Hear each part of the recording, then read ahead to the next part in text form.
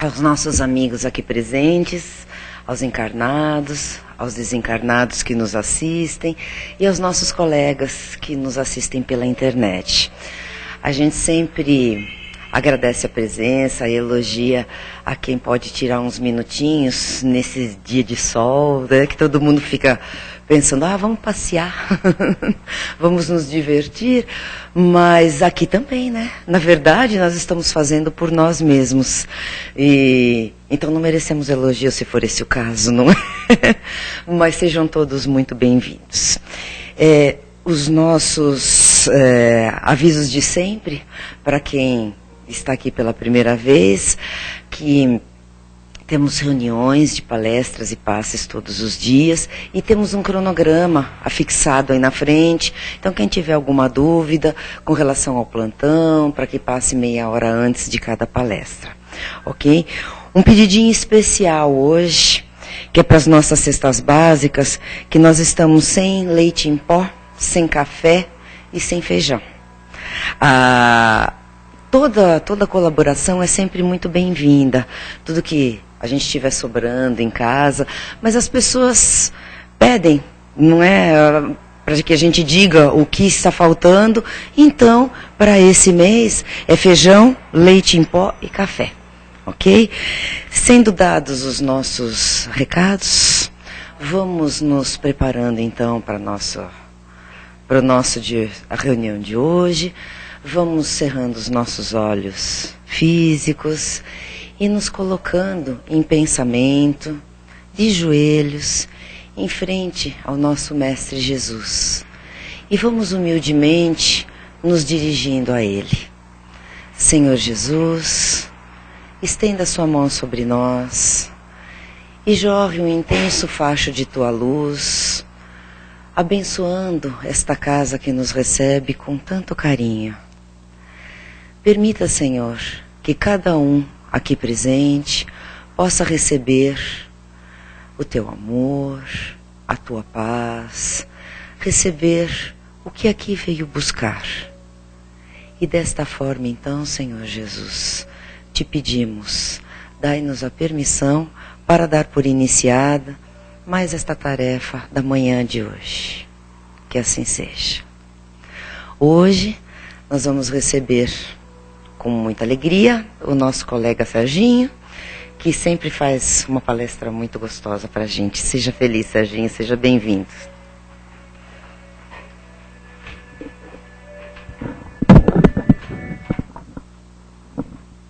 Muito bom dia.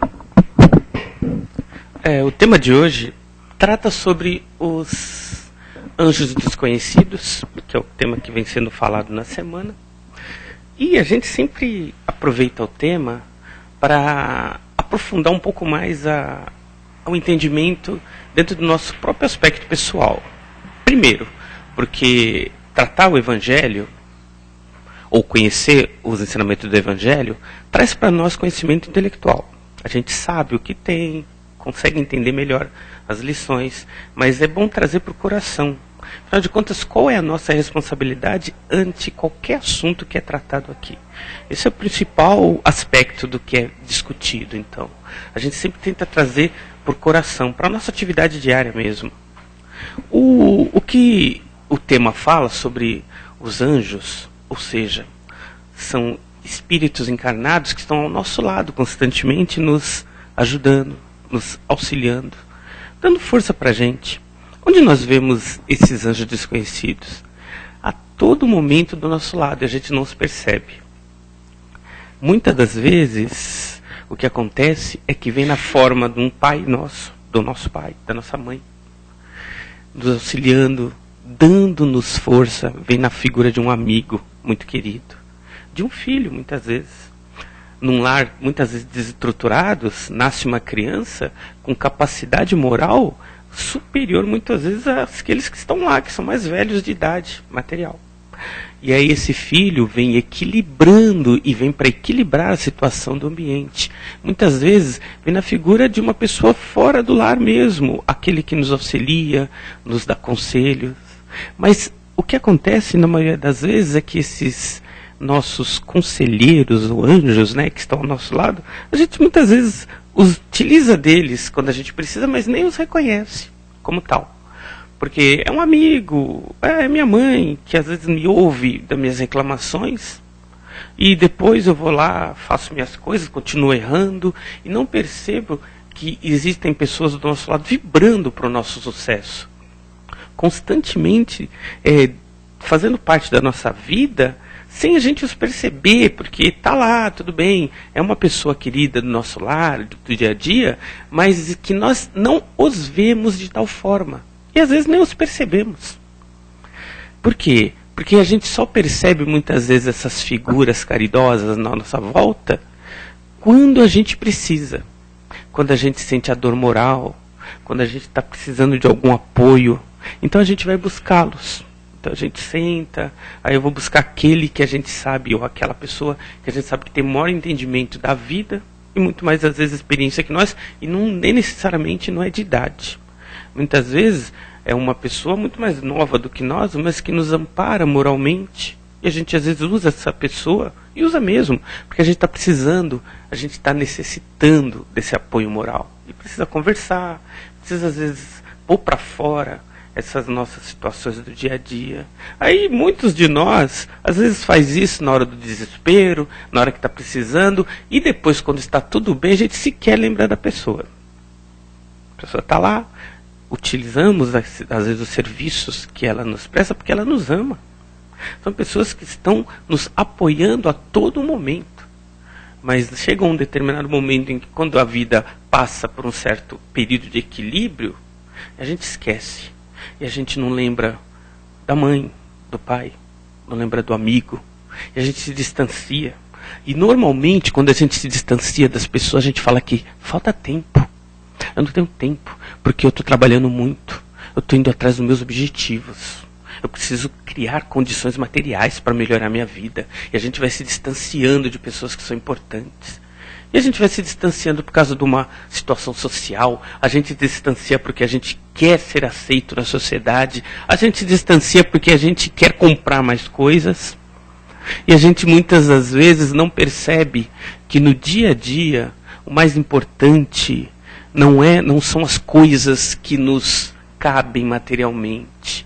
Foi feito uma pesquisa até para o pessoal que sofria no Instituto de Câncer, né?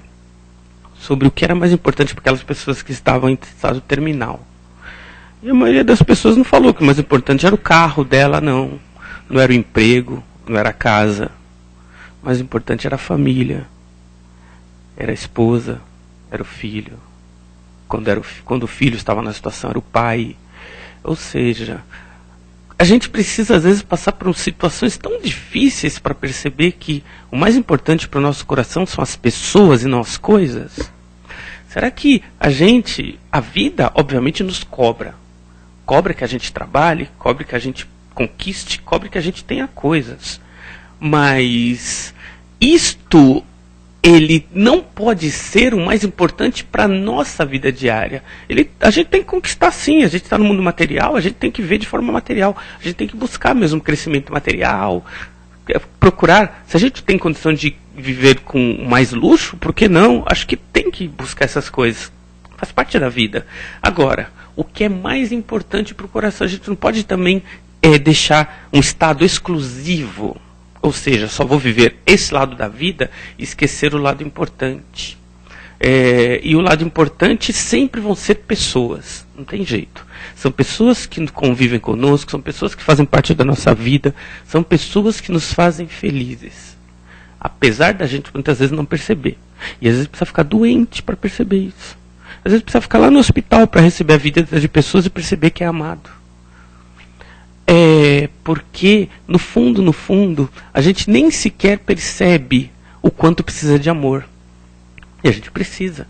Só que a gente se distrai tanto com o dia a dia que fica longe disso. E esses anjos desconhecidos, que são muitas vezes nossos familiares, ou amigos, ou parentes, que estão à nossa volta, estão ali constantemente para nos apoiar. Estão ali constantemente para que a gente saiba que é amado. Mas a gente muitas vezes quer o amor, mas não quer se desprender também do nosso próprio amor. E é uma troca. A gente precisa mostrar carinho também para as pessoas. A gente precisa ligar de vez em quando para as pessoas, ir visitar as pessoas, ir mostrar, ter um contato físico com as pessoas que estão à nossa volta. Muitas das vezes nessa sociedade corrida, a gente vai se distanciando tanto que só se encontra no enterro, né? Reparou como a gente, quando morre alguém, quantas pessoas a gente não vê há muito tempo? Nossa, quanto tempo eu não te vejo. Precisa morrer alguém para a gente rever pessoas queridas? Será que a gente precisa realmente ficar tão distante das pessoas que precisa acontecer algo drástico para que a gente possa rever essas pessoas, ter um contato maior? Porque é dessa forma que a gente vive. E a gente vai se distanciando tanto que a gente não percebe. Mas, no fundo, também a gente tem que olhar para nossas próprias condições e capacidades. Vamos pensar da seguinte forma. Nós, durante a nossa vida, a gente está no planeta Terra para evoluir, para crescer, para se melhorar. Esses anjos, essas pessoas que estão à nossa volta, estão para nos apoiar. E por que Deus nos dá essa condição? Ou seja, dar pessoas...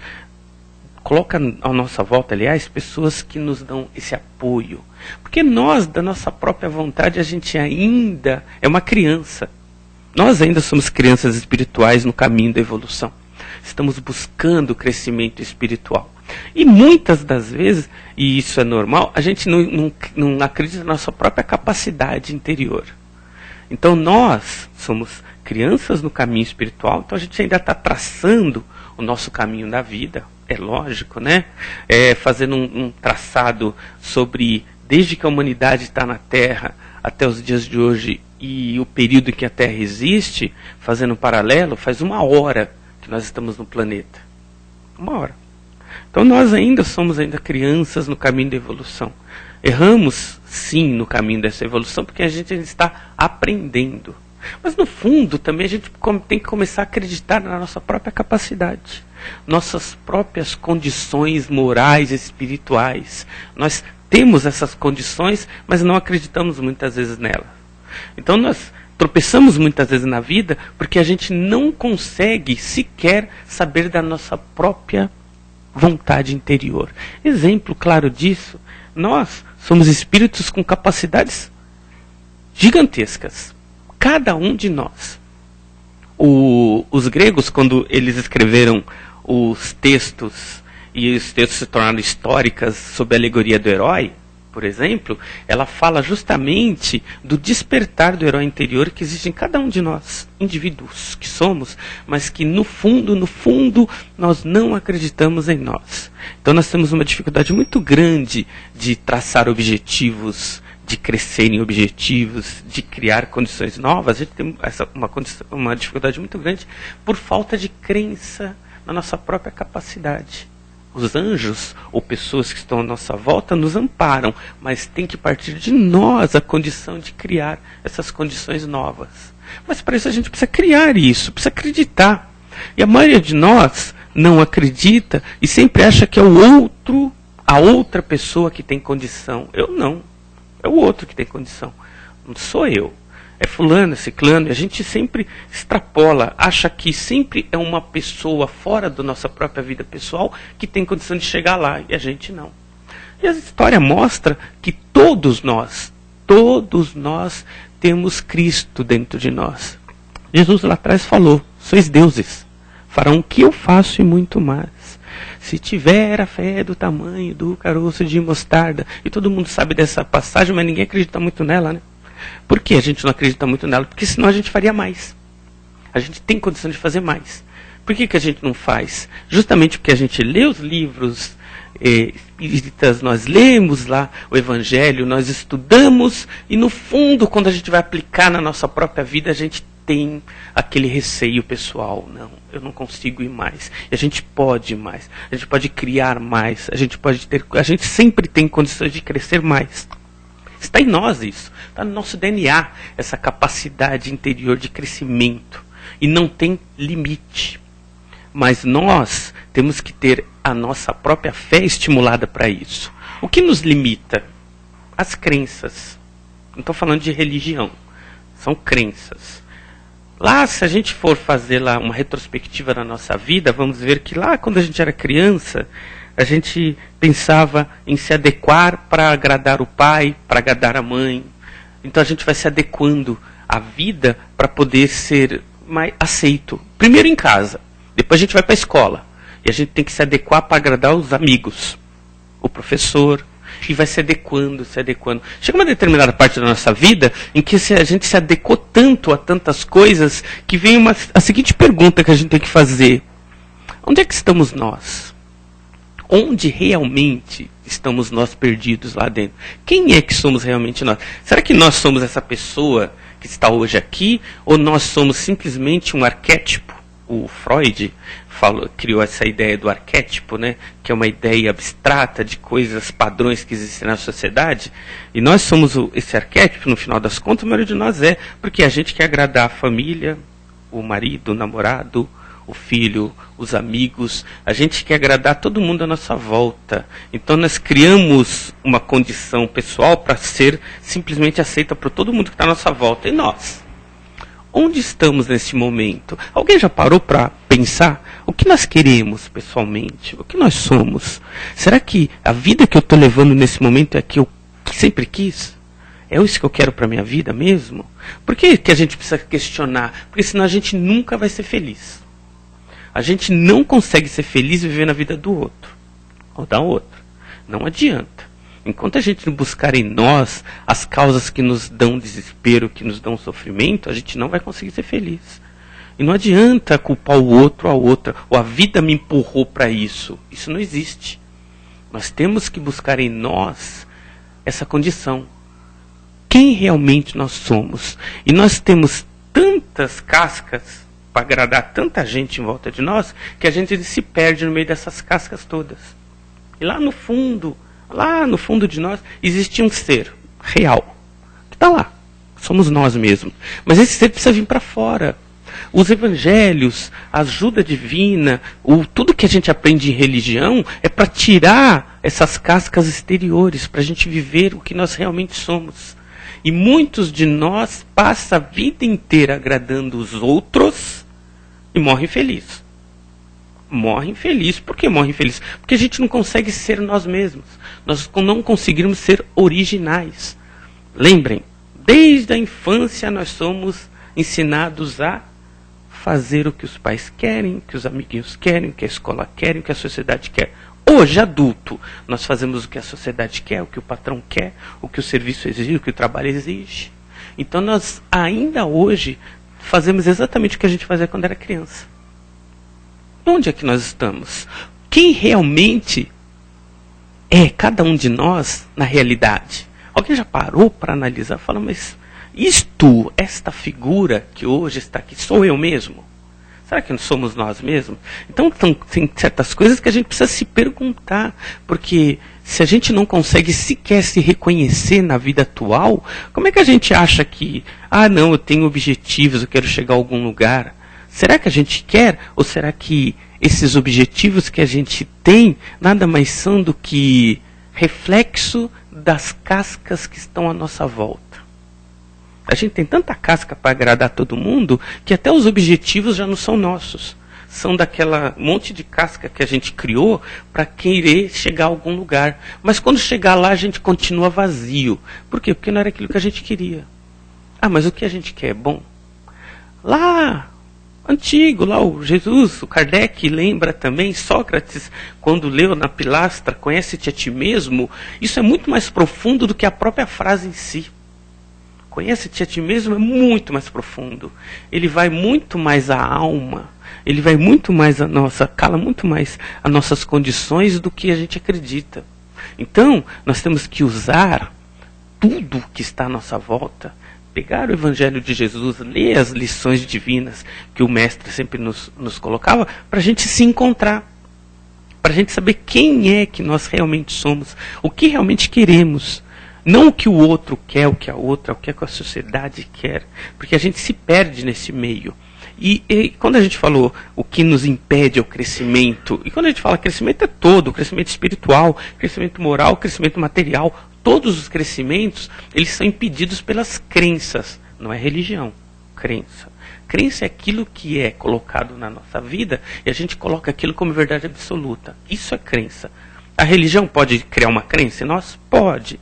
A sociedade cria crença em nós? Cria. Então crenças são isso. Chega para um menino com 5 anos e fala, você é feio. Ele vai crescer com a crença de que é feio, por mais bonito que ele seja. Chega para uma menina, você é gorda. E por mais que ela seja magra, ela vai morrer, às vezes, sem comer, porque ela acredita que é gorda. E por aí vai. Crenças nos dominam. A gente está vendo exemplo de crenças que são fortes. Dá um exemplo claro para a gente entender bem como as crenças nos impedem. E são muito fortes. Alguns anos atrás, num estado em Nova York, nos Estados Unidos, não foi em Nova York, nos Estados Unidos lá, em que era permitida a pena de morte, o pessoal resolveu fazer uma experiência para verificar até que ponto a crença pode realmente abalar fisicamente a pessoa. Então pegou uma pessoa que era condenada à morte e falou, a gente vai mudar a forma como você está condenado à morte e tal. Poderia ser injeção letal, mas a gente vai fazer de uma forma diferente e tal. Então colocou o rapaz numa cama e falou, você vai ficar deitado aqui, a gente vai fazer um corte na sua mão e vai começar a pingar, né? E a gente sabe que depois de 2 horas mais ou menos o batimento vai cair e você vai acabar morrendo e vai ter uma bacia lá. Então aí à noite colocaram ele na cama, fizeram os cortes na mão e ficou pingando no balde, ficou pingando lá. 2 horas depois ele começou a sentir a fraqueza normal, 3 horas depois o coração começou a parar, 4 horas depois ele estava morto, né? Aí os cientistas foram explicar o que aconteceu. Eles não fizeram um corte. Eles simplesmente passaram a faca como se fosse o corte, mas não o suficiente para... E colocaram um caninho de água pingando. Não era o sangue dele. Ele morreu do mesmo jeito. Ele morreu do mesmo jeito porque a crença de que ele morreria daquela forma era tão forte que afetou o físico. Notem, a crença pode matar. O que é a crença, então? São coisas que nos impedem, mas que estão tão fortes, tão arraigados dentro de nós, que a gente não consegue sequer suplantar. Vem da infância? Vem, mas muitas delas acontecem quando a gente é adulto. Tenho que agir assim. É uma crença forte, a gente não muda isso. E não adianta, a gente então, enquanto a gente não enfrentar isso, a gente não vai conseguir criar mudanças na nossa vida. Não adianta. E tem crenças que a gente traz da infância. São coisas que foram faladas pra gente ali, que a gente gravou no inconsciente lá, né? Porque, só para entender, muita gente fala, o certo é consciente, é subconsciente. Só para ficar claro, a psicologia moderna diz o seguinte, consciente sou eu o que eu vejo, o que eu falo, o que eu sinto, o que eu ouço. Inconsciente é aquilo que está no arcabouço interior. Para nós, o espírito traz toda a nossa lembrança inconsciente, está lá. Subconsciente são nossos mecanismos automáticos, por exemplo, respirar. Eu não preciso pensar para respirar, bater o coração, porque ele age sozinho muitas vezes, piscar o olho. Então está dentro do subconsciente. Então, o que nós guardamos lá no nosso inconsciente, que vem lá da infância, muitas vezes trazemos para a vida adulta e a gente nem percebe. E aquele medo que a gente tem muitas vezes de mudar a vida, de procurar um emprego novo, de às vezes enfrentar situações novas, vem da infância, crença. E a gente não muda e acha que é a nossa natureza. A natureza humana ela foi feita para ser mudada. Não existe nada no ser humano que não possa ser mudado. Tudo aquilo que em algum momento da nossa vida a gente achar que é impossível da gente mudar, a gente está esbarrando na crença. Eu acredito, então acho que não vou mudar. Errado. A gente tem que acreditar que a gente é moldável.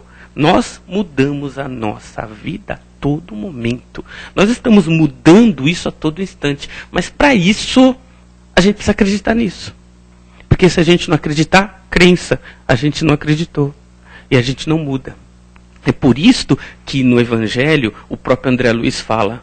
Infelizmente, lá num dos livros dele, ele pega uma pessoa que está desencarnando e ele comenta, infelizmente, ainda hoje é necessário ainda que o homem morra para mudar. Porque lá no momento da morte vem o arrependimento, vem a lembrança do passado, e aqueles segundos finais a pessoa muda, muda, realmente muda, né? Porque tá morrendo ali. E o André Luiz ainda fala, infelizmente. Por quê? Porque a barreira das crenças que a gente acaba criando durante a vida nos impede de mudar. E a gente não muda. É por isto que a nossa vida é sempre a mesma. A gente vive do mesmo jeitinho todo dia, sendo que a gente pode mudar todo dia. A gente faz sempre as mesmas coisas todo dia, porque nossa crença é tão forte que a gente não consegue mudar sequer o caminho do trabalho. A gente não consegue mudar a rotina da manhã. A gente não consegue mudar nem o caminho que a gente faz para ir para algum lugar. A gente não consegue. A gente cria crenças tão fortes sobre coisas da nossa vida que a vida se torna mecânica.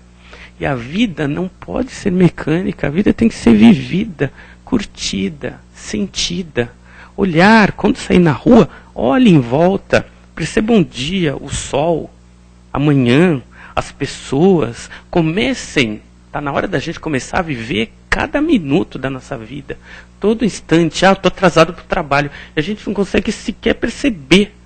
Muitas das vezes, um exemplo claro de como a gente não percebe a vida, às vezes a gente acorda de manhã, está indo, tomando café. Será que eu escovei o dente? Será que eu tomei café? Será que eu almocei? O que é isso? Nós estamos nem percebendo a vida passar. A vida está passando tão mecânica que a gente não consegue perceber coisas básicas. Então a gente tem que voltar para dentro de nós mesmos, começar a perceber coisas básicas. O que eu ando fazendo, o que eu estou pensando, o que eu estou querendo, o que me bloqueia. E aí voltamos para as crenças. O que nos bloqueia? O que não faz eu crescer? Enquanto a gente não começar a se enfrentar, não enfrentar o outro. Porque muitas vezes a gente acha que a dificuldade na vida é o nosso inimigo. Às vezes a gente que é espírita fala o inimigo, o obsessor, né? O obsessor é nosso inimigo, muitas vezes é o chefe, é o cara lá que nos quer mal e tudo mais. A gente exterioriza as coisas. E o nosso maior problema não é o que está fora, é o que está dentro. Enquanto a gente não se enfrentar, a vida vai continuar como está. Enquanto a gente não começar a buscar em nós instrumentos de mudança, a vida não muda. Lembrando que tudo depende unicamente da gente. É individual.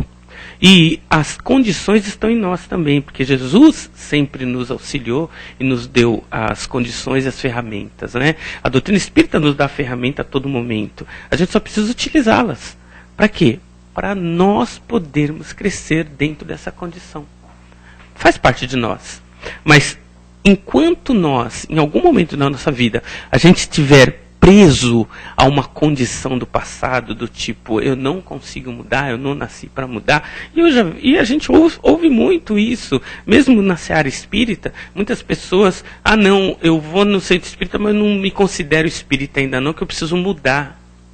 E a gente vê isso, coisas básicas que a gente sabe que a pessoa vai mudar no caminho, coisas que a gente vai crescer e vai criar no caminho, a gente acaba não criando justamente porque a gente não tem a crença, não trabalha isso em nós.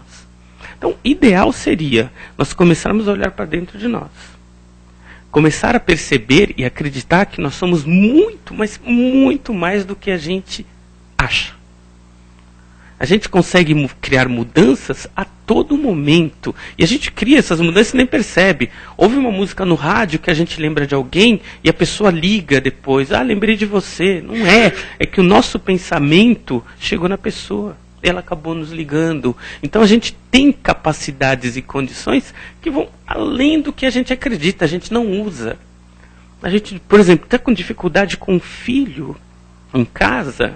Na hora que ele estiver dormindo, conversa, o espírito dele ouve. Eu tenho problema, eu dou aula. Tem problema lá na sala de aula com alguns alunos. Antes dos alunos entrarem, eu vou lá e magnetizo lá, com amor, é lógico, as carteiras daqueles alunos que me dariam problema. O que acontece? Acaba o problema. Nós temos essa condição constantemente. A mulher tem muito mais condição ainda. Ela está fazendo lá a comida. Dá um passe lá na comida que o marido vai ficar calminho. Não se preocupe com isso não. E nós temos essas condições para usar a todo momento. E a gente não usa. Nós somos seres milagrosos. É que a gente não acredita nisso. A gente acha que a gente tem que ir em algum lugar, em algum momento, para criar milagre na nossa vida. Na verdade, A gente tem que acreditar que nós somos milagres ambulantes. Nós somos criadores de milagres a todo momento. Criando a todo momento esse milagre. Onde quer que a gente vá. Quando a gente dá um abraço apertado com uma pessoa que a gente gosta, a gente está transmitindo energia de amor. A energia de amor vai e volta. Quando a gente lembra, ora para uma pessoa, essa oração está indo em forma de amor e vibração. E a pessoa sente. No nosso trabalho, se a gente tem condições, começa a orar. Principalmente pelas pessoas que nos querem mal no trabalho. A coisa muda. Comecemos a olhar, a fazer com que tudo que está à nossa volta haja a nosso favor. Sejamos nós os geradores da mudança.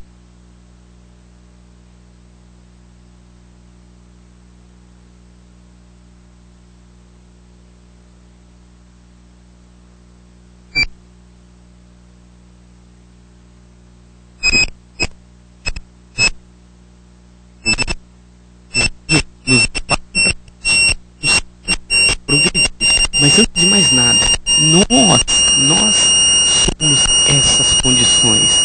Nós temos a condição de criar essas condições na nossa vida e na vida de quem está à nossa volta. Basta a gente querer. Então, ser, ou seja, começar a criar condições espirituais, não de tudo aconteça na nossa vida. Basta a gente querer. Quando a gente quiser, e não precisa mudar.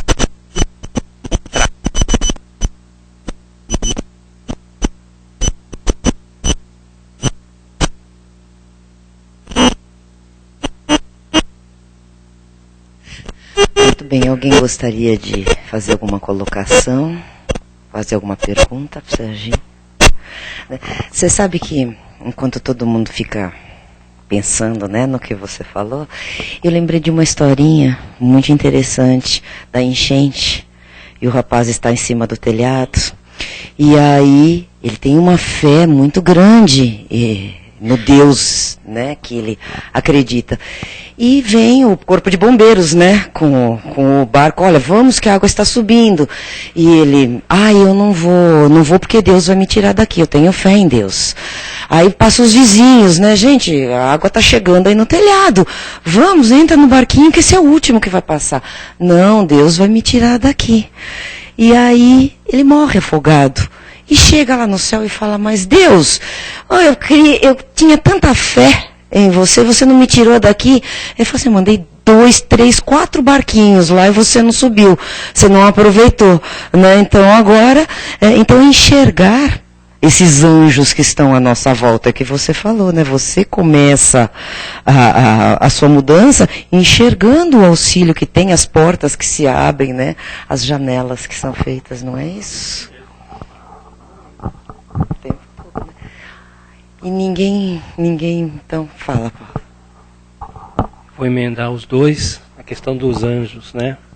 Você falou os anjos no momento da doença, você falou os anjos no momento da tragédia. Nós temos anjos, às vezes, no momentos felizes também, para que nada disso possa acontecer.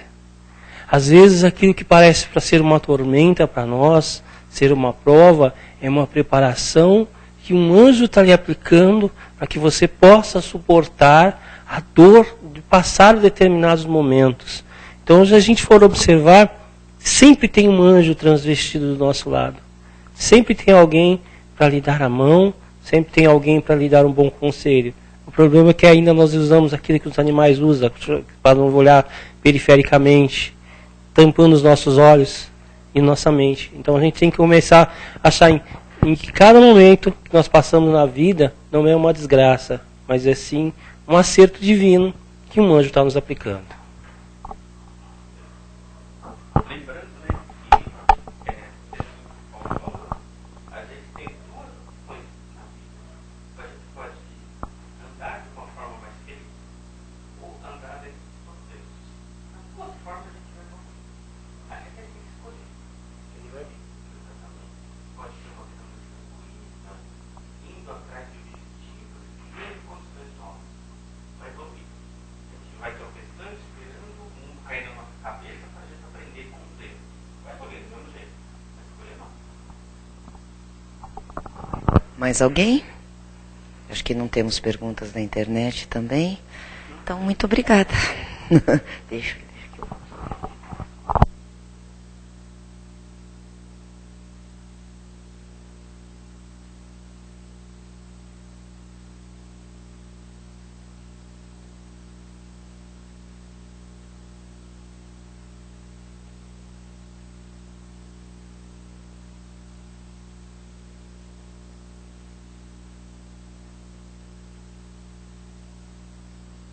Muito bem, passada toda a mensagem, né, que precisava, vamos para casa, pensando no assunto, tentando melhorar, não é tentando colocar em prática tudo que aqui nos foi passado.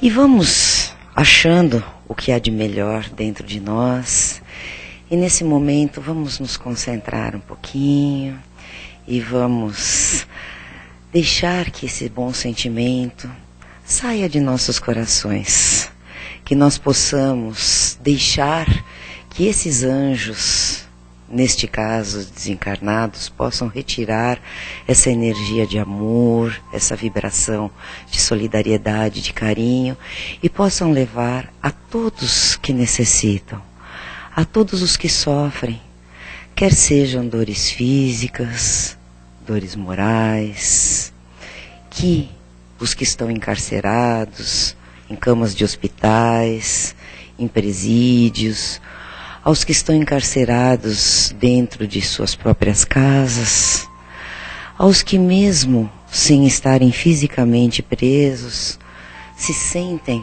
amarrados a problemas passados, a problemas físicos que não existem mais. Que todas essas pessoas que sentem dores possam neste momento receber esta energia de luz, de carinho, de tranquilidade. Vamos vibrar também pelos que têm os corações enrijecidos, que aqueles corações duros, congelados, possam nesse momento receber esse calor e esta energia para começarem a um primeiro passo de amor ao próximo. Vamos vibrar pela nossa infância, pela nossa juventude, que sigam um caminho ao qual estão aqui, que consigam enxergar e que trabalhem para que o futuro que está nas mãos deles possa ser cada vez mais iluminado. Vamos vibrar por esta casa abençoada, que nos recebe com tanto carinho. Vamos vibrar pelo nosso lar, nosso teto, nosso amparo. Se lá houver alguém nos aguardando, que receba neste momento esta luz. E se não houver alguém, que o lar esteja tranquilo, aconchegante, preparado para a nossa volta, para que cada um que aqui esteve e que ouviu a nossa palestra, que possa receber esta luz e colocar em prática realmente todos os ensinamentos aqui passados. E desta forma então, Senhor Jesus, te pedimos a permissão para dar por encerrada esta parte deste trabalho desta manhã e que comecemos o nosso trabalho de passe com toda a harmonia e que levemos para casa e possamos estar aqui de volta a semana que vem, tranquilos. Que assim seja, graças a Deus.